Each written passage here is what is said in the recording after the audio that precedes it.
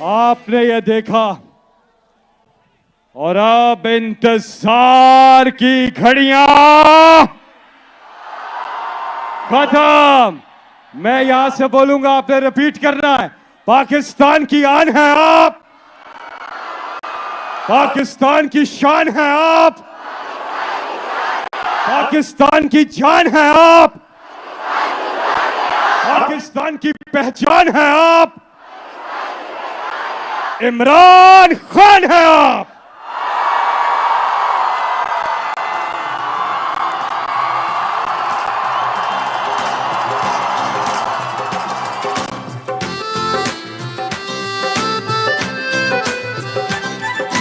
तेरा पाकिस्तान है, ये मेरा पाकिस्तान है। तेरा पाकिस्तान है, ये मेरा पाकिस्तान है।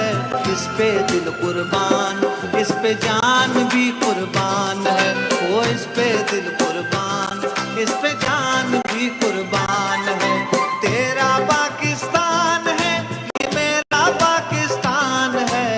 तेरा पाकिस्तान है, ये मेरा पाकिस्तान। बिस्मिल्लाहिर्रहमानिर्रहीम। इय्याका नअबुदु व इय्याका नस्तईन। शाह फैसल कॉलोनी के शहरियों, फैमिलीज, इतनी तादाद में आपको खुशामदीद कहता हूं। और मेरे नौजवान, मैं इस शानदार इस्तकबाल का फिर से शुक्रिया अदा करता हूं।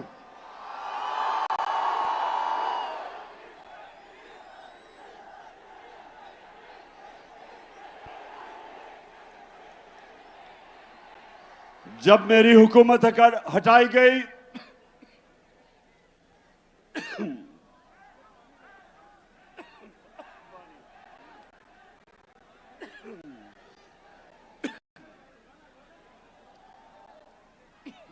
पे जान भी कुर्बान है। वो इस पे दिल कुर्बान, इस भी कुर्बान। जब एक बैरूनी साजिश के तहत मेरी हुकूमत हटाई गई, तो जो दूसरा जलसा था वो मैं कराची करने आया, क्योंकि मुझे पता था कि इस मुल्क में सियासी तहरीकें हमेशा कराची से शुरू हुई।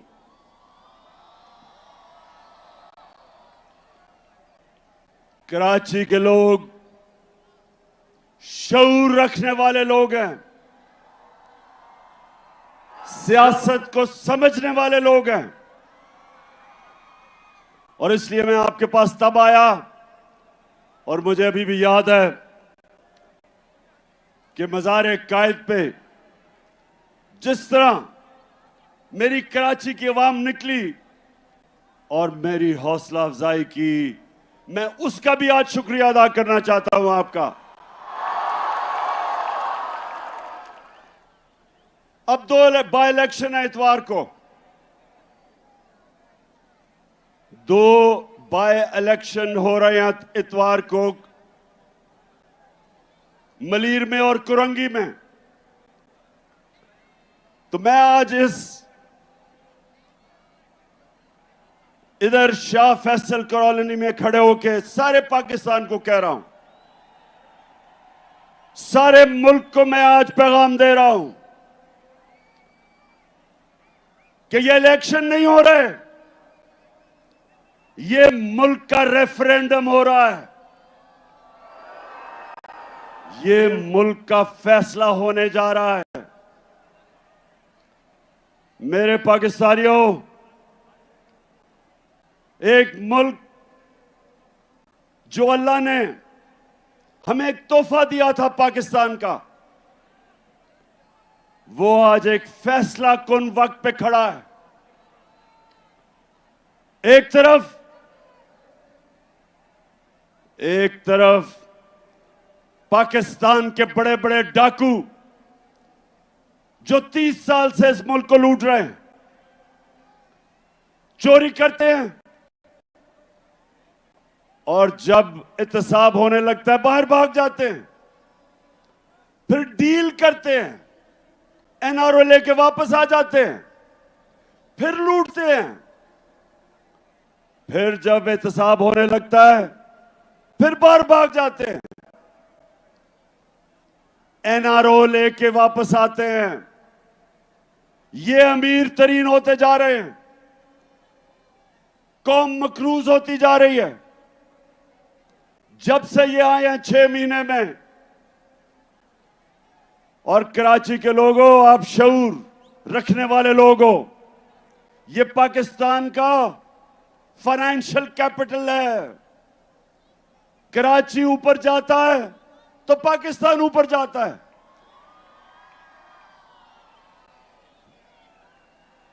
और जब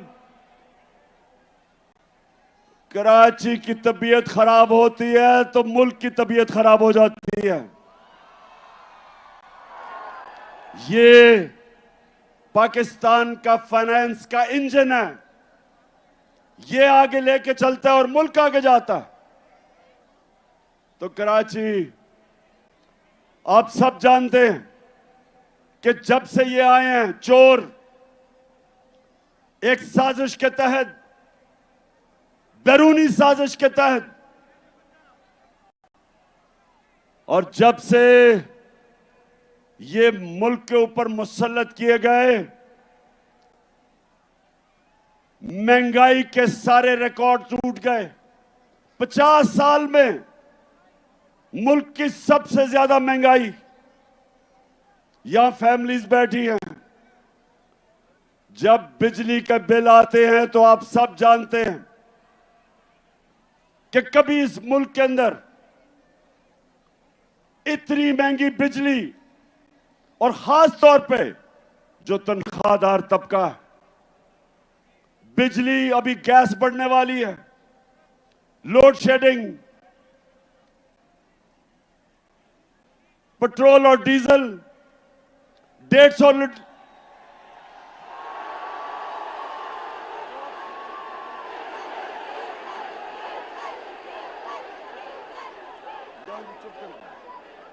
जब हम छोड़ के गए थे 6 महीने पहले, तकरीबन 150 रुपए का 1 लीटर पेट्रोल और 150 रुपए का डीजल। ठीक कह रहे हो, फजलुर रहमान भी 150 रुपए का था। और उसके बाद एक एक चीज महंगी। आटा 55 रुपए किलो पे छोड़ के गए थे, आज 100 रुपए से ऊपर है। तो क्या मुल्क में क़यामत आई कि महंगाई आसमानों पे, बेरोजगारी बढ़ रही। आज मैं फिर से कहता हूं, तनख्वाहदार तबकों के लिए, उनके पास तनख्वाहें नहीं बिल देने के लिए, और जबकि कौम गरीब हो रही, कौम मुश्किल में मकरूज, रुपया 30% रुपया गिरा है।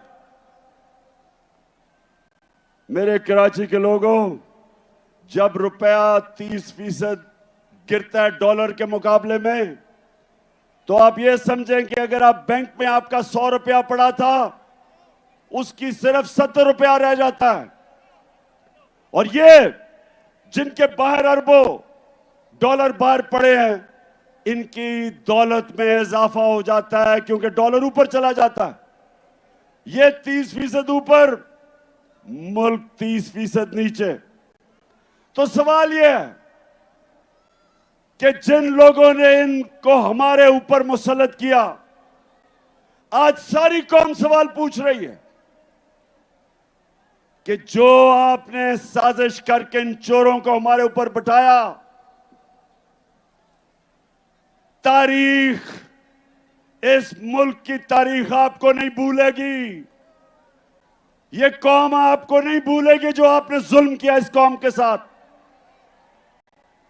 दुश्मन भी ना करे, दुश्मन भी वो नुकसान नहीं पहुंचा सकता था पाकिस्तान का जो इन चोरों को हमारे ऊपर मुसल्लत करके नुकसान पहुंचाया। तो ये रेफरेंडम है,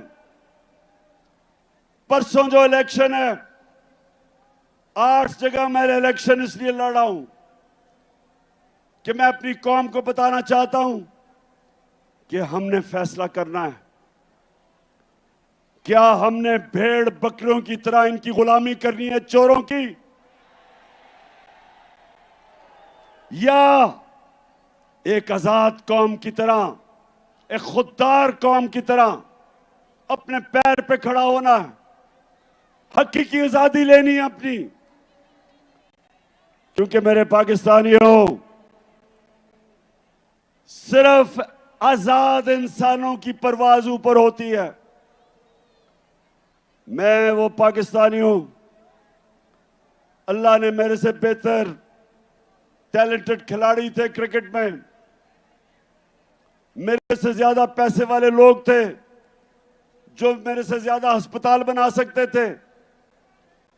पॉलिटिक्स में मेरे से ऐसे लोग थे जिनकी खानदान पॉलिटिक्स में थे, मेरा तो कोई खानदान पॉलिटिक्स में नहीं था। लेकिन मेरे पाकिस्तानी अल्लाह ने कामयाबी मुझे इसलिए दी क्योंकि मैं एक आजाद इंसान हूं, मैं आजाद हूं, मैंने किसी की गुलामी नहीं की। मैं ला इलाहा इल्लल्लाह,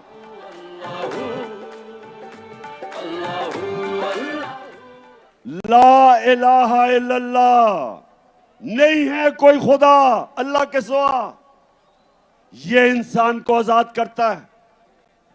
और मेरे पाकिस्तानियों, खास तौर पे मैं अपने नौजवानों को यह बताना चाहता हूं कि सिर्फ आजाद जहन, आजाद इंसान, आजाद मुल्क, सिर्फ उनकी परवाज ऊपर होती है।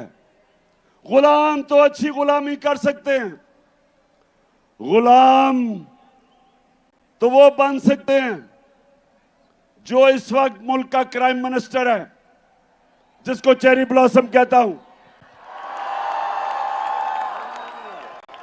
अच्छा, जरा ये देख लें, कभी किसी मुल्क का प्राइम मिनिस्टर ऐसी बातें करता, जरा ये देखें पहले। मैं सऊदी अरब से होके आया हूँ, मैं यूएई के होके, अभी मैं तुर्की होके आया हूँ, और मैंने उन भाइयों को कहा कि आप हमारे बड़े अजीम भाई हैं, हमेशा आपने हमारी मदद की। और मैंने यही कहा, जब मैं आया हूँ तो आप समझेंगे शायद ये मांगने, शायद ये मांगने आया है, मैं मांगने नहीं आया, लेकिन मजबूरी है। जिस तरह माजी में 75 साल में आपने हमारा हाथ बटाया है, कुछ अर्सा आप हाथ बटा। मैंने कहा मैं वादा करता हूं कि इंशाअल्लाह हम पूरी कौम, हम मिलकर दिन रात मेहनत करेंगे, पसीना कराएंगे, अपने पांव पे खड़े होंगे। अच्छा सुनो, अब सुनो पाकिस्तानियों, ये जरा बड़ी गौर से मेरी बात सुनो। जब आपका प्राइम मिनिस्टर भिखारियों की तरह दूसरों से पैसे मांगता है, और जो दूसरे, याद रखें, जिन मुल्कों से ये पैसे मांगते हैं, जब मैं प्राइम मिनिस्टर था तो जब भी दूसरे मुल्क का मिनिस्टर या प्राइम मिनिस्टर मुझे मिलने आता था तो पहले फॉरेन ऑफिस मुझे पूरा उसका शजरा बता देता था कि ये पढ़ा किधर, इसने मेरे से मिलने से, प्राइम मिनिस्टर से पहले क्या नौकरी करता था, क्या ये ईमानदार है, करप्ट है, सारा कुछ मुझे पता होता था उससे मिलने से पहले। तो जब ये शहबाज शरीफ, जब ये दुनिया में पैसे मांगने जाता है तो याद रखें, उनको सब पता होता है कि इसके और इसके भाई के अरबों डॉलर मुल्क से बाहर पड़े हैं, चोरी का पैसा, सबको पता होता है। तो जब अपना पैसा मुल्क से बाहर ले जाओ चोरी करके और दूसरों को कहो पाकिस्तान में पैसा दो, लोग आपको हकारत की नजर से देखते हैं, लोग आपको जलील करते हैं। और जब मुल्क का प्राइम मिनिस्टर जलील होता है तो सारी कौम को शर्मिंदा करवाता है। मैं जो आपको कह रहा हूं, ये रेफरेंडम है आज, या इन चोरों के नीचे, और इन्होंने अपने बच्चे तैयार किए हुए हैं, फिटे हुए बच्चे, चोरी के पैसे पे पले हुए बच्चे, या वो, और या एक खुददार कौम जो एक अजीम नारे पे खड़ी हुई थी। अल्लाह से हमने खड़े होकर हमने वादा किया था कि अल्लाह तेरे सिवा कोई खुदा नहीं है, हम किसी के सामने नहीं झुकेंगे, हम एक खुददार कौम है। और ला इलाहा इल्लल्लाह इंसान को गैरत देता है, और जो कौमें ऊपर जाती हैं वो गैरतमंद होती हैं, वो मिल के कुर्बानियां देती हैं, वो भिखारियों की तरह भीख नहीं मांगती। अब जरा ये देखें, ये मैं जरा दिखाने लगा हूं कि अभी शहबाज शरीफ अमेरिका गया और ये इंटरव्यू दे रहा है, ये अमेरिका में टीवी को इंटरव्यू दे रहा है। जरा ये देखें क्या कहता है, फिर मैं उर्दू में बताऊंगा क्या कह रहा है। Unless we get substantial relief, how can the world expect from us to stand on our own feet? It is simply impossible, next to impossible. The world has to stand by us. And there is a yawn are asked and what is available. Please, through your cameras, have this yawning gap bridged, and bridged very quickly. The epidemic. It is waiting for us. Please help us in कहता है उस anchor को, please help us, और वो TV anchor है शहबाज शरीफ। गोरा रंग देख के सबके सामने हाथ फैला लेते हो, अब वो तो टीवी एंकर है, उसे कहता है प्लीज हेल्प अस, और वो किधर से पैसे दे तुम्हें। लेकिन जब अच्छा, एक और मैं आपको दिखाता हूं, क्योंकि कराची जरा आप एंजॉय भी करें ना। थैंक यू वेरी मच एक मिनट, अच्छा अब ये सुन ले, वो कराची जरा सुनो, यूनाइटेड नेशंस का सेक्रेटरी जनरल पाकिस्तान आता है, सलाब आए हुए होते हैं, वो खुद देखने आता है कि मैं कैसे पाकिस्तान की मदद कर सकूं।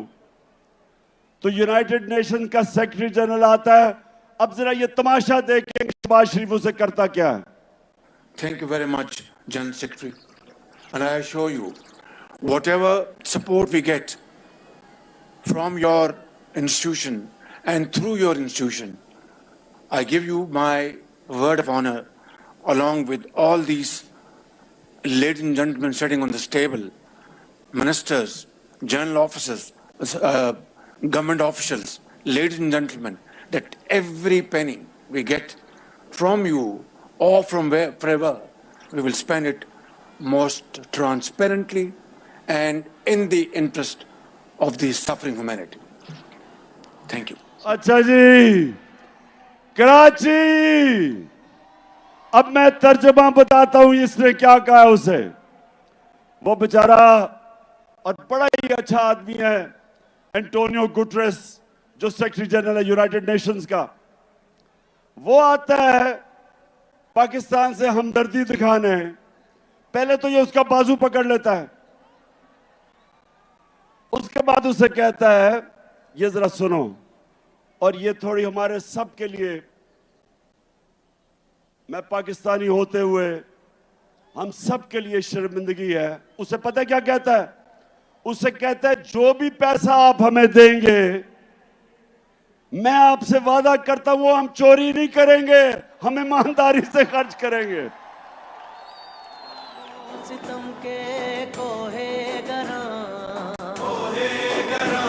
रूई की तरह उड़ जाएंगे हम महकूम के पांव तले। अच्छा अभी, अच्छा जरा एक मिनट, उसके बाद वो नवाज का भी, अच्छा जरा नहीं नवाज वाले ने।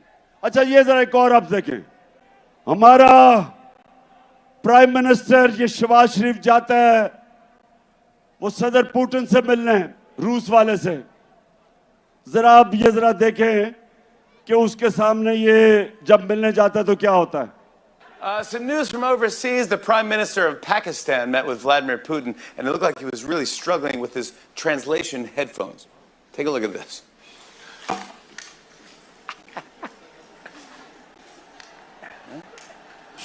गौर से देखें, गौर से। There you go. Уважаемый господин премьер-министр,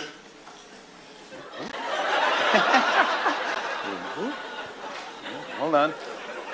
Yeah, there you go.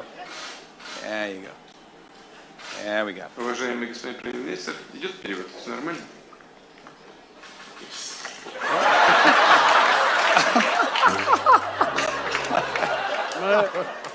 That guy is the leader of 220 million people. I just want to let you know. And then he- अच्छा मैं बस अब ये क्या आप देख रहे थे, अब आपको मतलब समझ आ गया कि कांपे टांगती कैसे हैं। पुतिन के सामने ऐसे बैठा है जैसे हेडमास्टर के सामने बेचारा स्कूल का बच्चा बैठा हुआ है।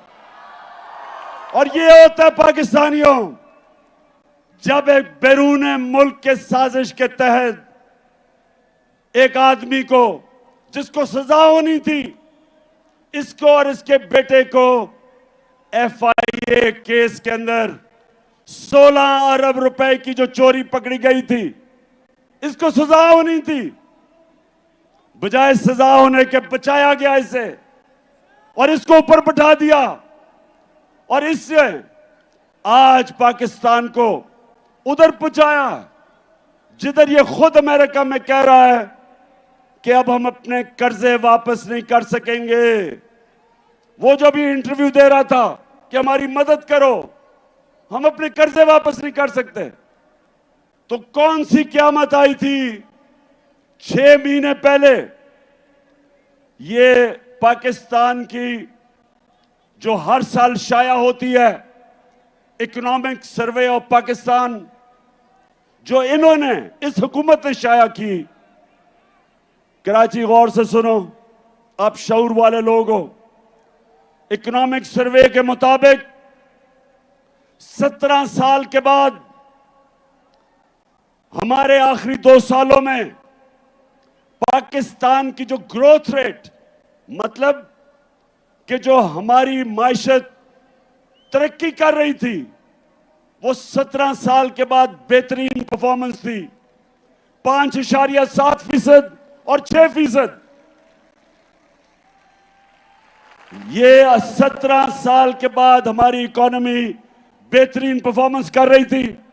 वर्ल्ड बैंक के मुताबिक सारे बर्रे सगीर में सबसे ज्यादा रोजगार जिस मुल्क में था कोरोना के बाद, वो पाकिस्तान में था। World Economic Forum, World Health Organization, the Economist, दुनिया के इदारों ने तस्लीम किया कि पाकिस्तान वो 3 मुल्कों में था जिसने सबसे बेहतरीन तरीके से कोरोना से अपने लोगों को भी बचाया, अपनी माइशत को भी बचाया, अपने गरीबों को बचाया। ये इंटरनेशनली माना कि पाकिस्तान का जो एहसास का प्रोग्राम था जिसमें हमने अपने गरीबों को कोरोना की लॉकडाउन की तबाही से बचाया, ये दुनिया ने माना। तो मैं फिर से सवाल पूछता हूं कि ये साजिश जिन्होंने करके इन चोरों को हमारे ऊपर मुसल्लत किया था, तारीख आपको नहीं भूलेगी। ये कौम जो मुश्किलात का सामना कर रही है नहीं भूलेगी। और इंशाअल्लाह जो मैं आपसे सबसे उम्मीद रखता हूं, ये जो परसों बाय इलेक्शन आ रहे हैं, इस इलेक्शन के अंदर कौम ने रेफरेंडम करना है, बताना है कि हम इस इंपोर्टेड हुकूमत को मंजूर नहीं करते। हम इन चोरों को, जो 30 साल से दो बड़े बड़े डाकू खानदान जो चोरी करके पैसा बाहर लेके जा रहे थे, हम कभी इनको कबूल नहीं करेंगे। और मैं इसके साथ आज सबको बता दूं कि इंशाअल्लाह इस मुल्क की तारीख का सबसे बड़ा जो मैं मार्च करने लगा हूं, जिसकी मैं कॉल देने लगा हूं, इस मुल्क की सबसे बड़ी मुजाहरा होगा। इस मुल्क की तारीख, अवाम का समुद्र निकलेगा हमारे साथ और सबको बताएगा, सारों को पैगाम देगा इस मुल्क में कि कौम किधर खड़ी है आज, कि कौम इसको सियासत नहीं समझ रही, हम अपनी हकीकी आजादी की जहाद समझ रहे हैं। और कराची, आप तो माशाल्लाह वो लोग हो जो हमेशा, जिस तरह मैंने शुरू में कहा, सारी सियासी तहरीकें जो शुरू होती थी हमेशा कराची से शुरू होती थी। और अब जो मैं, हमारे साथ ही बैठते थे एमक्यूएम वाले, मैं एमक्यूएम से पूछता हूं कि क्या अब आप खुश हैं जरदारी के साथ बैठ के? क्या वो आपके मसले हल कर दिए? क्या जरदारी ने कराची के मसले हल कर दिए? बताएं, कराची बताओ। हमारी हुकूमत थी, हमारी हुकूमत फेडरल गवर्नमेंट में थी, सिंध में हमारी हुकूमत नहीं थी। उसके बावजूद हमने कराची सर्कुलर रेलवे का शुरू किया, एक्निक से पास किया, हमने ग्रीन लाइन शुरू की, बस सर्विस। और जो सबसे बड़ा कराची का मसला है पानी का, K4 जो 15 साल से रुका हुआ था, वो हमने शुरू किया ताकि कराची के लोगों को पानी मिले। तो कराची इंशाअल्लाह, जो मुझे नजर आ रहा है, 26 साल से मैं जद्दोजहद कर रहा हूं, मुझे पहली दफा नजर आ रहा है कि अंदरूने सिंध के लोग वो भी हकीकी आजादी के लिए तैयार बैठे हैं। है ये राहे अमल, आओ हम सब साथ चले, मुश्किल हो या आसानी, हाथ में डाले हाथ चले।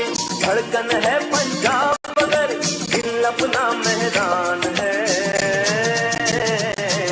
मैं भी पाकिस्तान हूँ, तू भी पाकिस्तान है, तू तो मेरी जान है, तू तो मेरी आन है, तू मेरा ईमान है। इंशाअल्लाह अंदरूने सिंध के लोग तैयार हो जाओ। मैं ये मार्च से फारग हो लूं, मेरा फिर पूरा रुख अंदरूने सिंध पे है और फिर कराची भी आऊंगा। और मेरा ये अज़म है कि ये जो जरदारी माफिया जिसने अंदरूने सिंध के लोगों को गुलाम बनाया हुआ है, मेरे सिंधी भाइयों तैयार हो जाओ। इंशाअल्लाह मैं जब तक सिंध में अब दौरा करूंगा, एक एक डिस्ट्रिक्ट में जाऊंगा, अपने सिंध के लोगों को खड़ा करूंगा और ये अजाब, ये जो बीमारी लगी हुई है जरदारी की सिंध को, ये इंशाअल्लाह इससे आजाद करेंगे। अच्छा, आप कराची, अभी मैं जरा एक दो और आपको वीडियोस दिखाना चाहता हूं। मैं अब गौर से आपने ये वीडियो देखनी है। मैं इसलिए बार बार दिखाता हूं हर जलसे में, क्योंकि अभी मरियम कहती कि ओहो मैं तो बेकसूर थी और मैं बाइज्जत बरी हो गई हूं। उधर इसहाक डार कहता है मैं बाइज्जत बरी हो गया हूं। अब नवाज शरीफ बाइज्जत बरी हो जाएगा और इस NRO 2 में जरदारी भी बाइज्जत बरी हो जाएगा। सिर्फ बेचारे छोटे छोटे चोर पकड़े जाएंगे पाकिस्तान में। सिर्फ वो साइकिल चोर, स्कूटर चोर, मोटरसाइकिल चोर बेचारे, उनके अलावा कोई बड़ा डाकू इस निजाम के अंदर नहीं पकड़ा जाएगा। तो जब मरियम कहती है, अब आपने गौर से देखना, ये मरियम कहती है जी मेरे से तो बड़ा जुल्म हुआ, मैं तो बेकसूर हूं। देखे ना ये इमरान खान कितना जालिम आदमी है। मरियम बीबी सारी कौम से झूठ ना बोले। आपके जब हमने पूछा आपसे आज से 10 साल पहले कि 4 बड़े बड़े महलात लंदन के सबसे महंगे इलाके में, मेफेयर में, मेफेयर जो है सबसे महंगा इलाका है लंदन का, उधर 4 बड़े बड़े महलात इन्होंने खरीदे हुए थे।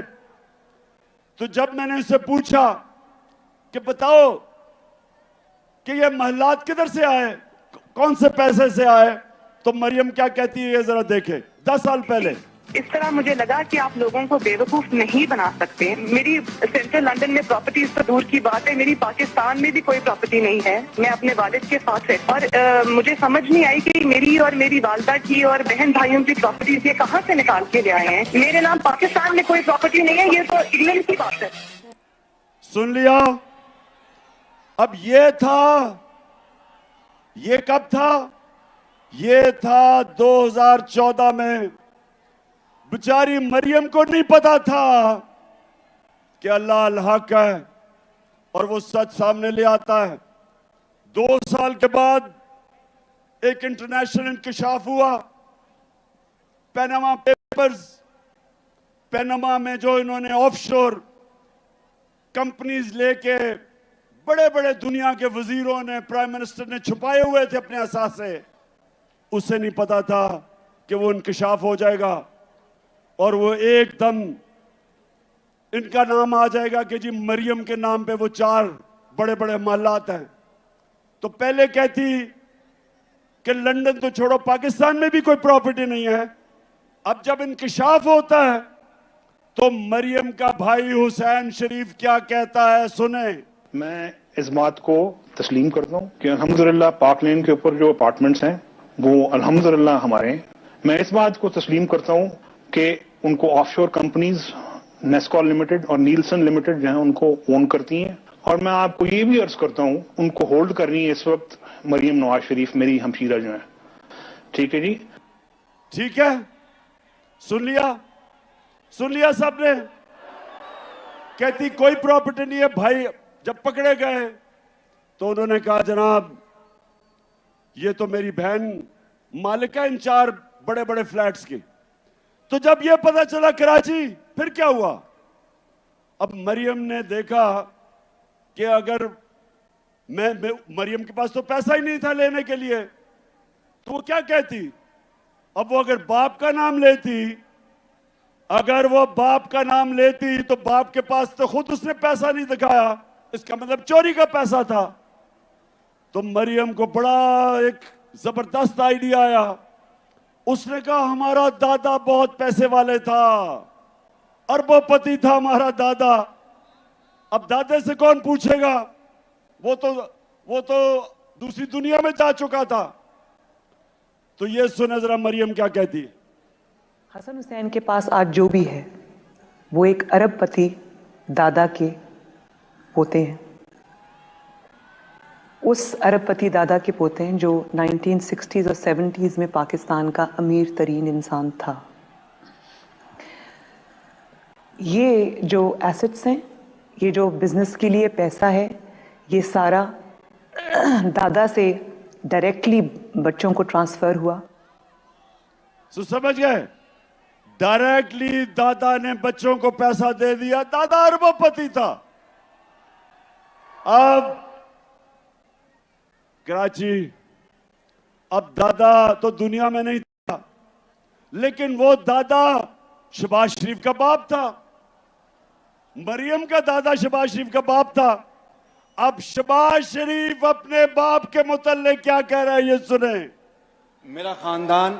मेरे खानदान को 22 खानदानों में शुमार नहीं होता था।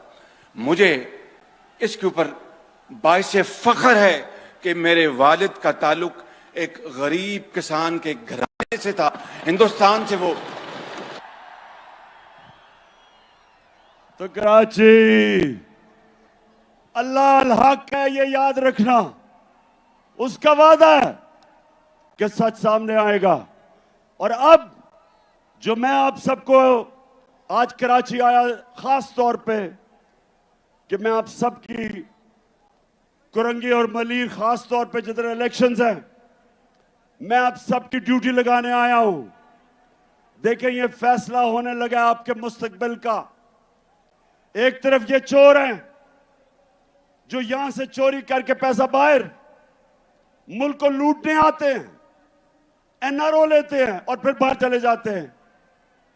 और दूसरी तरफ ये वक्त आ गया कि हम सब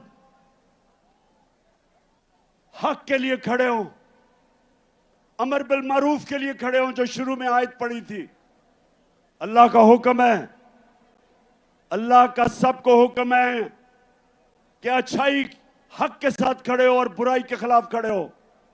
अल्लाह ने हमें किसी को इजाजत नहीं दी न्यूट्रल रहने की। उसने हमें सबको कहा कि अच्छाई के साथ खड़े हो, इन चोरों के साथ ना खड़े हो। ये इलेक्शन रेफरेंडम है और मैं अपनी सारी कौम को कह रहा हूं कि निकलना है। इसको आपने अपना इलेक्शन नहीं, एक जहाद समझनी है इन चोरों के खिलाफ। और मैं सबसे आपसे उम्मीद रखता हूं कि आपने अपनी पूरी कोशिश करनी है, क्योंकि ये इमरान खान अकेले ने ठेका नहीं लिया हुआ करप्शन के खिलाफ जंग लड़ने का, ये आपका भी है जिम्मेदारी।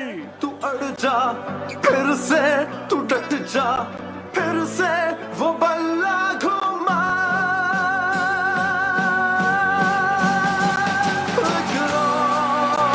कदम बढ़ा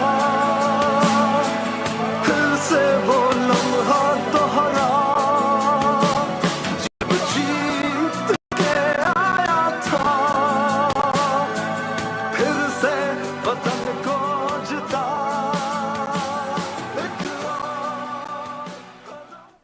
तो मेरे पाकिस्तानियों, मैं सिर्फ आखिर में आपको एक बात कहना चाहता हूं।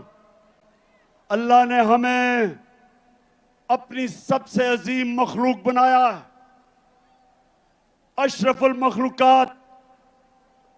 फरिश्तों को हुक्म दिया कि इंसान के सामने झुको। और जब शैतान ने कहा कि मैं आग का बना हुआ हूं, ये तो मिट्टी का बना हुआ है, मैं नहीं झुकता, तो अल्लाह ने कहा कि तुम्हें भी नहीं पता कि इंसान में मैंने क्या सलाहियतें दी हैं, क्या पावर दी है। मेरे पाकिस्तानियों, अपनी सलाहियतें पहचानो, अपनी ताकत पहचानो। आपका मुस्तकबिल इन चोरों के नीचे नहीं है। आपका मुस्तकबिल इन चोरों के नीचे सिर्फ उसके सामने जिल्लत है। आपका जो अजीम मकसद, अजीम नारे पे पाकिस्तान बना था, अजीम लीडर था कायदे आजम मोहम्मद अली जिन्ना, अजीम नजरियाती लीडर इलामा इकबाल थे। हमारा वो मुल्क होना था जो आज सारी मुसलमान दुनिया के सामने हमने एक मिसाल बननी थी। हम कभी भी नहीं बन सकते अगर ये चोर हमारे ऊपर बैठे रहे, जो अपने आप को भी जलील करते हैं, जिनमें गैरत नहीं है और सारी कौम को शर्मिंदा करवाते हैं। इसलिए मैं 6 महीने सारे मुल्क में फिर रहा हूं अपनी कौम को तैयार करने के लिए कि ये बाय इलेक्शन तो परसों है। मैं आपको कॉल देने लगा हूं और आपने सबने निकलना है अपने लिए, अपने बच्चों के लिए, अपने मुल्क के मुस्तकबिल के लिए। ये एक अजीम मुल्क है, सब कुछ दिया अल्लाह ने। तो अब आखिर में सब हाथ उठा के आपने मेरे साथ हल्फ ले लेना है, सबने मेरे साथ हल्फ लेना है। मैं यहां से पढ़ूंगा, आपने आवाज से बुलंद रिपीट करना है। टीवी पे जो लोग हमें देख रहे हैं वो भी हमारे साथ शरीक हो जाएं। बिस्मिल्लाहिर्रहमानिर्रहीम। हम हल्फ उठाते हैं कि हम पाकिस्तान के आइन की हमेशा पासदारी करेंगे। हम पाकिस्तान की खुद मुख्तारी का तहफ़्फ़ुज़ करेंगे कि हम कभी भी अल्लाह के सिवा किसी के सामने नहीं झुकेंगे और हम पाकिस्तान की हकीकी आजादी के इस जिहाद में आखिर तक इमरान खान के शाना बशाना जदोजहद करेंगे और हर किस्म की कुर्बानी के लिए तैयार रहेंगे। अल्लाह हम सबका हामी और नासिर हो। आमीन। कराची, आपका दिल से शुक्रिया अदा करता हूं, बहुत बहुत शुक्रिया। पाकिस्तान